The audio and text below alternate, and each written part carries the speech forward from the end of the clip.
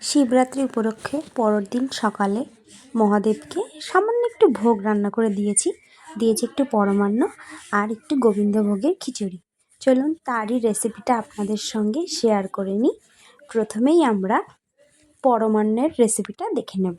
প্রথমে কিছুটা পরিমাণ লিটার খানেকের মতো দুধ নিয়ে নিয়েছি, দুধটাকে জাল হতে বসিয়েছি, আর এদিকে গোবিন্দভোগের চালটা খুব ভালো করে ধুয়ে নিচ্ছি। ভালো করে চটকে চটকে ধুয়ে নেব। ধোয়া হয়ে গেছে, এবার দুধের মধ্যে চালটা আমরা দিয়ে দেব, নাড়িয়ে চাড়িয়ে নেব। তার মধ্যে দেব কটা তেজপাতা আর দেব কাজু বাদাম, দিয়ে ভালো করে নেড়ে ছেড়ে দেব।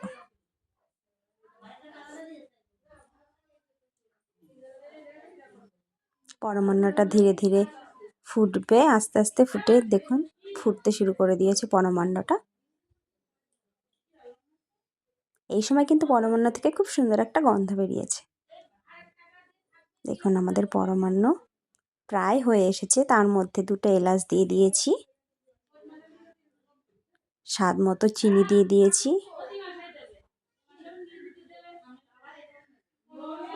আমাদের পরমান্ন কিন্তু রেডি হয়ে গেছে। ব্যাস একটা পাত্রে আমাদের পরমান্নটা নামিয়ে নিয়েছি। আর হ্যাঁ বন্ধুরা, যারা আমার চ্যানেলটাকে সাবস্ক্রাইব করেননি তারা প্লিজ আমার চ্যানেলটাকে সাবস্ক্রাইব করুন। ওকে বন্ধুরা, এবার আমরা গোবিন্দভোগের খিচুড়িটা রান্না করব। প্রথমেই আমরা নিয়ে নেব মুগ ডাল। মুগ ডালটাকে আমরা ভেজে নিচ্ছি শুকনো খোলায়। তারপরে কিছু সবজি নিয়ে নিয়েছি, ভালো করে ধুয়ে পরিষ্কার করে নিয়ে নিয়েছি। সবজিগুলোকে কড়াইতে সামান্য তেল দিয়ে সবজিগুলোকে আমরা ভেজে নেব প্রথমে।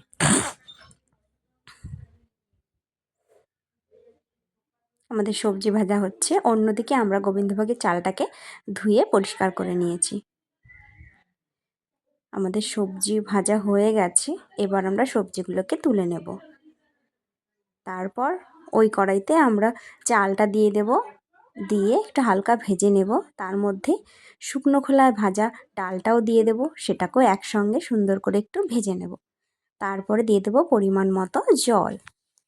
জল দিয়ে ভেজে রাখা আলুগুলো দিয়ে দেব হলুদের গুঁড়ো, আর দেব পরিমাণ মতো লবণ।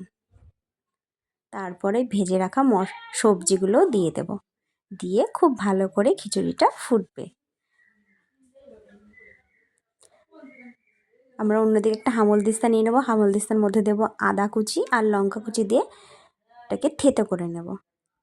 আমাদের খিচুড়ি প্রায় অনেকটা হয়ে এসেছে। এবার অন্যদিকে আরেকটা পাত্রে কিছুটা সর্ষের তেল দিয়ে তার মধ্যে দেব কটা তেজপাতা, গোটা শুকনো লঙ্কা আর ছাড়িয়ে রাখা বাদাম দিয়ে ভালো করে ভেজে নেব।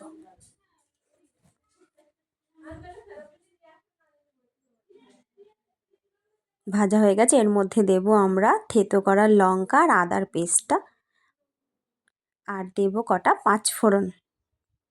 খুব ভালো করে দেব সামান্য পরিমাণে ঘি, দিয়ে খুব ভালো করে ভাজি ভাজি করে নেব। তারপরে খিচুড়ির উপরে ঢেলে দেব, ঢেলে খুব ভালো করে মিশিয়ে নেব।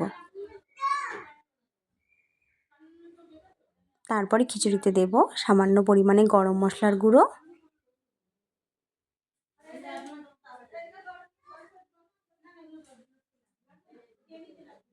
ভালো করে মিশিয়ে নিতে হবে। ব্যাস আমাদের গোবিন্দভোগের খিচুড়ি রেডি হয়ে গেছে। ওকে বন্ধুরা, টাটা।